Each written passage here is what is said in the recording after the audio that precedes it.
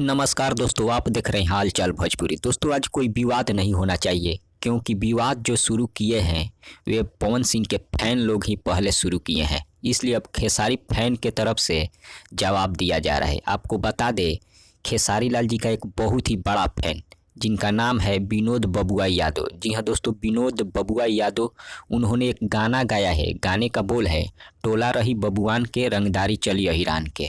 जी हाँ दोस्तों, टोला रही बबुआन के रंगदारी चली रही अहिरान के गाने का बोल है।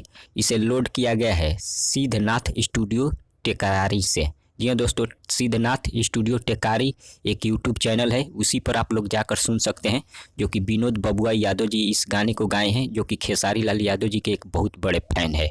इसलिए इस पर कोई विवाद नहीं होना चाहिए। आप लोग जाकर सुनिए। अगर विवाद होगा तो रेलाई नंबर 2 भी आएगा, इसलिए विवाद नहीं करना है। आप लोग जाकर सुनिए। बस इतना ही। तब तक बने रहिए हमारे साथ। मिलते हैं अगले वीडियो में। धन्यवाद दोस्तों।